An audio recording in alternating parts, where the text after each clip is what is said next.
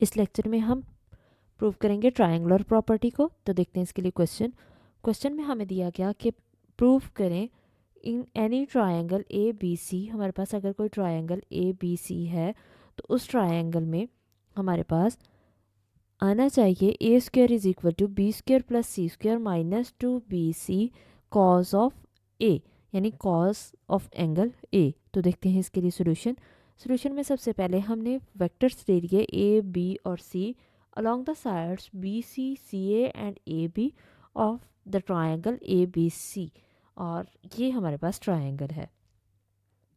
अब अगर ये वेक्टर्स हैं और ये साइड्स हैं ट्रायंगल के तो इनका सम क्या होगा, हमें पता है इनका सम 0 होगा।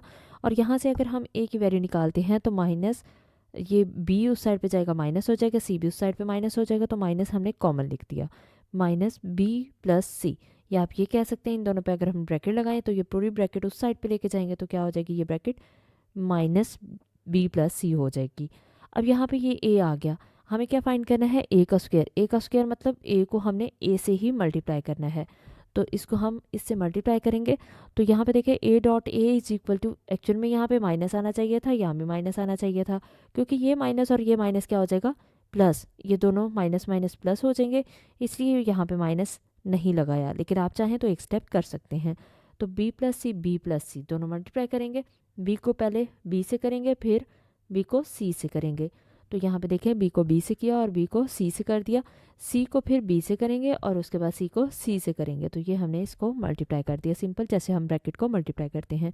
तो B plus B multiply B dot B क्या हो जाएगा, बी स्क्वायर, और बी डॉट सी और सी डॉट बी, ये दोनों को हम एक फॉर्म में लिख सकते हैं। ये इसको हमने लिख दिया बी डॉट सी, यानी ए की फॉर्म में लिख दिया।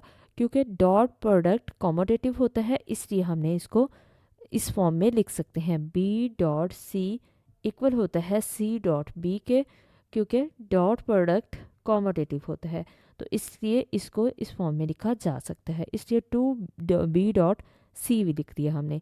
और सी डॉट सी क्या हो जाएगा, सी स्क्वायर हो जाएगा। अब यहाँ पे हमें पता है B square plus C square हमने इकट्ठे लिख दिया, और 2bc cos of pi minus A इसको लिख दिया, क्योंकि बी सी क्या है, ये हमारे पास साइड है। बी सी के साथ हमारे पास जो एंगल आ रहा है इंक्लूडेड एंगल ए था, और इसका एक्सटर्नल एंगल क्या बन रहा है, पाई माइनस ए, इसलिए हम इसको लिख दिया हमने पाई माइनस ए। और पाई माइनस ए हमें पता होता है कि कॉज, हमें ये पता है कि कॉज ऑफ एंगल हमारे पास आ जाता है, cause of pi minus theta किसके इक्वल होता है, कॉज ऑफ थीटा के। तो इसलिए हमने लिख दिया यहाँ पे कॉज ऑफ ए, और यही हमने यहाँ पे प्रूव करना था, जो कि हमने इसको प्रूव कर दिया है।